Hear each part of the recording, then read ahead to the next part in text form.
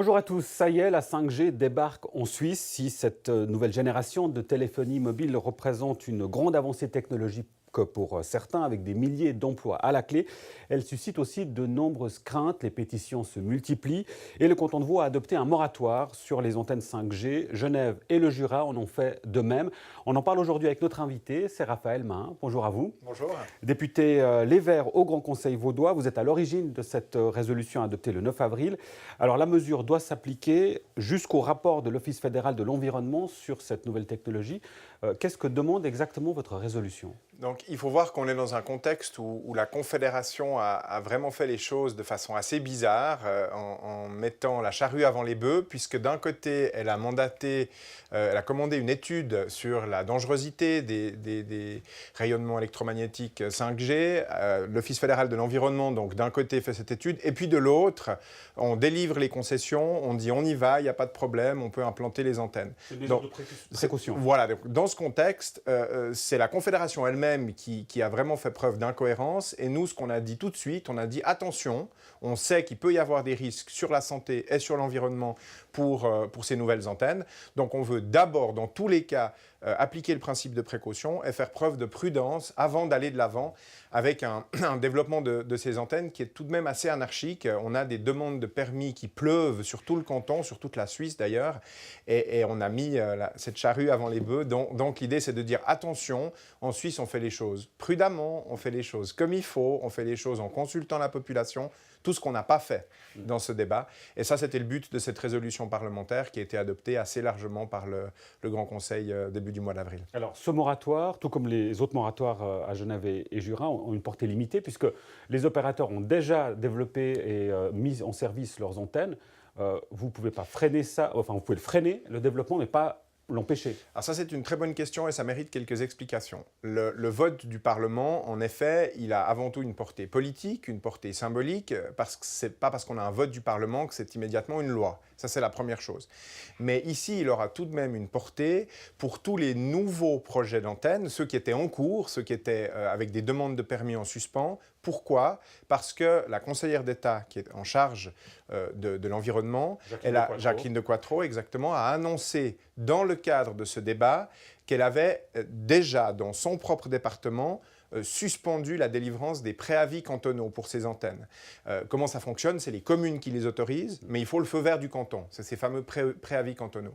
Et ça, Jacqueline de Quattro a annoncé que c'était suspendu. Donc il y a déjà eu un effet, mais évidemment, ce qu'il faut dire, c'est que toutes les antennes qui ont été autorisées avant ce vote parlementaire et puis cette décision du département cantonal, eh bien, toutes ces antennes, elles ont passé entre les gouttes et puis elles sont déjà autorisées, elles pourront être installées et certaines le sont déjà. Donc ça, c'est un fait. On est intervenu le plus vite possible, mais évidemment, il y avait déjà des projets en cours et c'est la raison pour laquelle certaines antennes pourront être installées, d'autres seront bloquées. C'est une excellente chose pour qu'on prenne le temps de la réflexion et qu'on n'arrose pas le territoire vaudois de ces nouvelles antennes. Alors, les partisans de la 5G, les opérateurs téléphoniques en premier lieu, déclarent que finalement, tout est dans les clous, si j'ose dire. Les normes sont respectées, elles sont même en dessous de tous les autres pays européens. Ils sont totalement dans la légalité. Où est le problème ? Bon, ça c'est un gros débat. D'abord, la Confédération elle-même, je le disais il y a un instant, avec ce groupe de travail, a dit attention, il faut réfléchir à ce qu'on fait. Donc la Confédération a elle-même annoncé un certain nombre de risques, ou en tout cas de mesures de précaution à prendre. Ça, c'est la première chose. Et puis la deuxième chose, on vit dans une situation où c'est l'accumulation des ondes qui va à un certain moment poser un grave problème, notamment pour les personnes électrosensibles. Ça signifie que ce n'est pas une antenne de plus qui va dramatiquement du jour au lendemain assommer le territoire vaudois, mais c'est l'accumulation de tous ces moyens technologiques qui pourra poser un certain nombre de problèmes. Ça, c'est déjà documenté dans certains endroits. Ce qui explique, pardonnez-moi, le fait qu'aujourd'hui, avec la 5G, il y a beaucoup de craintes. Il n'y en a pas eu lors de la 4G ou de la 3G. C'est probablement une des explications. C'est qu'on a vu venir ces technologies avec une certaine distance.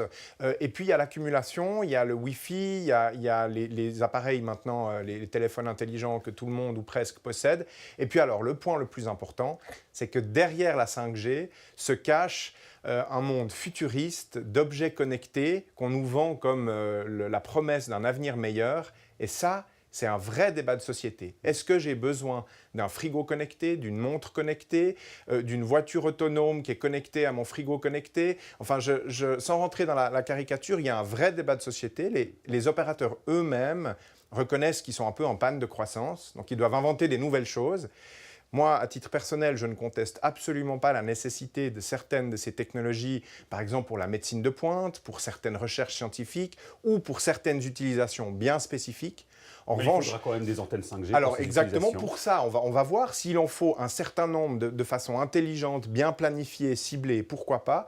En revanche, je n'ai pas peur d'affirmer que moi, je ne crois pas en un monde où chaque personne a besoin de son frigo connecté, chaque personne a besoin de ses applications extrêmement énergivores et toutes connectées avec de l'Internet ultra haut débit. Parce que ce qu'il faut voir aussi, c'est que se cache derrière cette discussion un enjeu de consommation d'énergie, d'électricité, de protection des données, d'utilisation d'Internet. Et je pense qu'on va beaucoup trop vite. On devrait réfléchir à ce qu'on fait pour aller de façon intelligente en avant, sans promettre, encore une fois, un avenir meilleur avec des technologies dont, au fond, pas beaucoup de monde réclame l'introduction. Il faut aussi être honnête. Je veux dire, le frigo connecté, peut-être certaines personnes ont besoin de pouvoir contrôler ce qu'ils ont dans leur frigo en faisant leurs courses avec une caméra. Je ne suis pas sûr que les 90% de nos ménages dans le canton de Vaud veuillent à tout prix un frigo connecté. Vous ne considérez pas pour autant technophobe? Non, alors exactement, ça c'est une bonne question. Je ne suis pas technophobe, mais on pourrait dire que je suis technocritique. Ça veut dire que quand il y a une nouvelle technologie qui vient sur le marché ou dans la société, on doit analyser les pour, les contre, et puis avancer prudemment. Avec le nucléaire, on a fait tout faux. On est allé tête baissée et puis on a développé une technologie, Tchernobyl, Fukushima. Maintenant, on revient en arrière. En Suisse, heureusement, on revient en arrière. Dans d'autres pays, moins vite. Les OGM, on est allé trop vite, on a dû cadrer, on revient en arrière. Donc, mieux vaut prendre ces mesures en amont, réfléchir avant de foncer tête baissée, et puis ensuite recadrer et réfléchir à ce qu'on fait. Donc, je ne suis absolument pas technophobe, mais critique. La technologie, ce n'est pas en soi la promesse d'un monde meilleur. Ça peut être un outil, ça peut être intéressant, mais il faut voir les risques et puis au fond, il faut travailler de façon intelligente. Alors Raphaël Marin, évidemment, vous le savez, on est dans un monde globalisé, on n'est pas dans un îlot séparé. C'est prendre un certain risque de bloquer ou de freiner cette technologie, sachant que finalement, il y a une question de compétitivité qui est quand même la clé, l'une des clés du succès de la Suisse. Tout à fait juste. Attention, hein, tout de même, l'Internet ultra haut débit, on n'a pas attendu ce débat sur la 5G pour le mettre à disposition de nos hautes écoles, de nos centres de recherche, de nos industries qui en ont besoin pour travailler. Ce qu'il est actuellement le débat qu'on est en train d'avoir, c'est à propos de l'arrosage de tout le territoire par la 5G pour créer cet Internet ultra haut débit accessible à tout le monde, partout, tout le temps. Mais vous reconnaissez et ça, pour la compétitivité, alors je conteste fortement que c'est indispensable. Peut-être, mais à ce stade, je pense plutôt que c'est une fuite en avant, que c'est une chute en avant des opérateurs qui cherchent désespérément une croissance qu'ils n'obtiennent plus par des moyens classiques. Et ça, c'est important de le dire. Est-ce que vous reconnaissez que cette technologie représente potentiellement des milliers, des dizaines, voire des centaines de milliers d'emplois? Alors, ça, c'est la grande question des emplois. Le commerce des armes nucléaires, c'est aussi des emplois. Pour autant, je n'ai pas envie de développer le commerce d'armes nucléaires. Je ne suis pas en train de faire une comparaison. Non, mais ce que je veux dire par là, c'est que l'argument des emplois, certains diraient même le chantage à l'emploi, c'est un argument qu'il faut prendre avec des pincettes.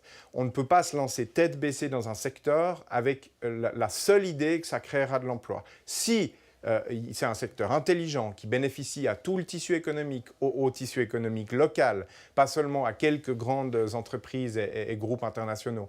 Alors là, on peut réfléchir, oui, ça amène de l'emploi, c'est intelligent. Là, pour la 5G, j'ai des doutes. J'ai encore des doutes parce qu'en faisant une pesée des intérêts entre les avantages et les inconvénients, je vois un certain nombre d'inconvénients. Et puis, bien sûr que les avantages, je ne les nie pas. Mais pour l'instant, on n'a pas encore fait cette analyse. Et ça, c'est le besoin de la réflexion qu'on doit mettre en avant, à mon avis, en Suisse. Prenons un exemple concret, Raphaël Marin, le tissu économique suisse. Oui. On ne parle pas des multinationales ou des grandes sociétés, des PME qui sont dans l'industrie de pointe. Il suffit aujourd'hui d'aller visiter certains de ces centres de production où on voit que la technologie est très poussée sur l'autonomisation, la robotisation. Oui. Et on voit que c'est en tout cas du regard de ces patrons de PME, c'est par là que passe le salut de la Suisse au vu de la concurrence internationale. Alors ça c'est un point intéressant.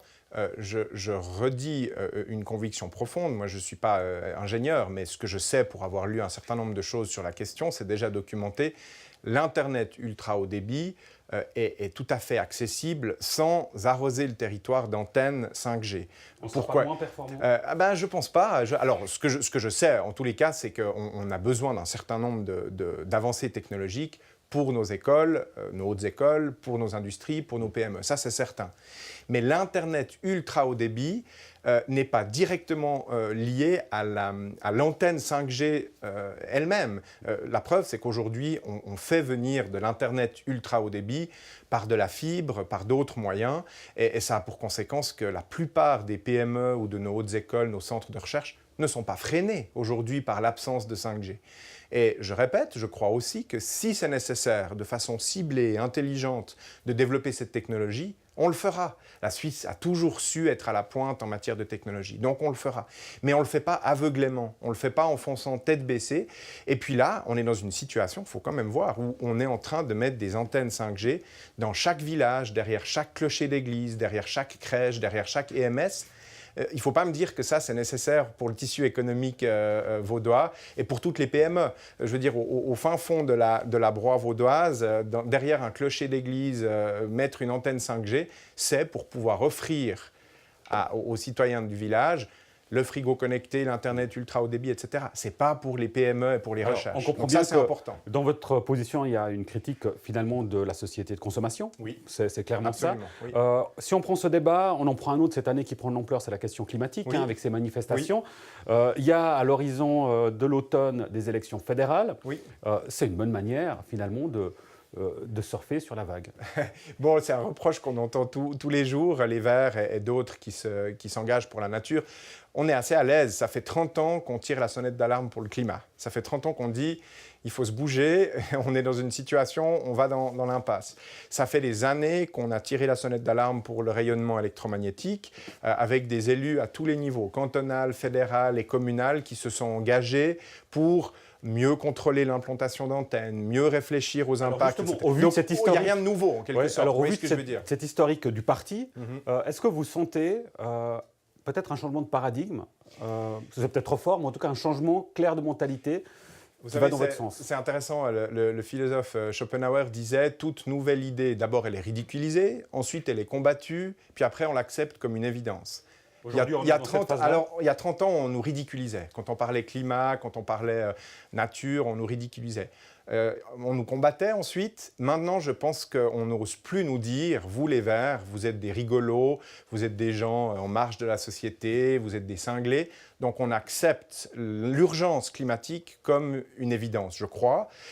Toute la question maintenant, c'est les moyens. Qu'est-ce qu'on va faire? Donc une fois que le constat est posé, la planète se réchauffe, on est en train de se diriger vers un siècle difficile en termes d'écosystèmes, de bouleversement des écosystèmes. La question maintenant, c'est qu'est-ce qu'on fait? Soyons intelligents, soyons visionnaires. On a les moyens de réorienter notre économie vers le durable, vers les sources d'énergie renouvelables. Simplement, les lobbies sont encore très puissants, les intérêts économiques sont encore très puissants, mais on a de quoi faire fonctionner l'économie, prospérité, avec d'autres sources d'énergie, avec d'autres modes de consommation. Et ça, c'est ce qu'on dit depuis des décennies. Si on est entendu, tant mieux. Quelque chose qui est peut-être plus envisageable aujourd'hui, c'est qu'un parti comme les Verts est clairement devenu un parti institutionnel, qui peut du coup faire changer les choses de l'intérieur. C'est ça que l'on comprend. Si on prend un petit peu de hauteur, on prend la Suisse. Oui. On a vu par rapport justement à ces pétitions et ces moratoires de la 5G, la Suisse est vraiment au devant du monde entier par rapport à ces éléments-là. Comment vous l'expliquez qu'ici en Suisse, on soit aussi inquiet, si j'ose dire, sur cette technologie, alors que si on compare avec la Corée du Sud, par exemple, c'est tout l'inverse. C'est tout l'inverse. Il y a beaucoup d'explications, et puis je suis pas spécialiste, mais j'essaye quelques hypothèses. Mon sentiment, je pense qu'en Suisse, on a une grande culture du débat démocratique et de la consultation de la population. Et puis là, on a fait tout faux. La Confédération et les opérateurs ont fait tout faux. Ils sont allés très vite en besogne en demandant des permis sur tout le territoire sans expliquer, sans informer et sans faire les recherches nécessaires sur les impacts santé et population. C'est une première explication, un débat démocratique qui a été escamoté, et puis on fait tout faux. Et un autre élément d'explication, à mon avis, c'est que je crois vraiment, et ça me réjouit, qu'on vit une époque où on remet davantage en question la fuite en avant vers l'hyperconsommation, l'hyperconnectivité, tout va très vite. Il faut revenir en arrière? Non, pas non plus revenir en arrière, mais faire un petit pas de côté et se demander où on veut aller. Est-ce qu'on a besoin de toute cette vitesse, cette connexion, cette hyper-consommation? Au détriment de notre confort? Exactement. Au détriment non, alors au détriment de notre nature, de notre environnement, mais de notre vie en société. De notre confort aussi, mais manière. Je crois pas, enfin je veux dire, je vous assure, je vis de façon tout à fait confortable, mais j'essaye de réduire mon empreinte écologique. On ne va pas revenir à la bougie, l'hiver, on n'a jamais voulu revenir à la charrue, arrêter de fonctionner avec la technologie. Mais ce qu'on dit, c'est qu'on peut faire mieux avec moins, et que ce mode de consommation, d'hyperconsommation, il est un petit peu en train de s'essouffler. Et tant mieux. Regardez les initiatives pour la vente de produits locaux, pour les points de vente chez les agriculteurs, chez les paysans, vente à la ferme. C'est des choses parfois plus élevées que ce qu'on peut trouver chez les grands distributeurs. Ça, c'est un autre débat. Ça peut parfois renchérir certains produits, mais une chose est sûre, c'est que faire venir des fraises ou de la viande de l'autre bout du monde en plein hiver, il va falloir arrêter un moment ou un autre, parce que le paysan chez nous, il cultive un certain nombre de produits et c'est normal qu'il soit rémunéré à sa juste valeur. Donc tout ça, c'est je pense, une évolution qui explique une certaine critique par rapport à certaines évolutions technologiques où on ne se pose même plus la question de ce qu'on est en train de faire, et je crois que le Suisse n'aime pas ça. Raphaël Main, député écologiste au Grand Conseil, merci beaucoup pour votre présence et votre participation. On l'aura bien compris, la 5G est une manière comme une autre d'évoquer, parmi d'autres sujets, la question de la société, vous l'avez dit, des choix de société que l'on souhaite avoir. Et a priori, le débat entre sur le champ politique, c'est évident. Merci pour votre fidélité. On se retrouve la semaine prochaine pour une nouvelle émission. Très bonne suite de programme sur NRTV.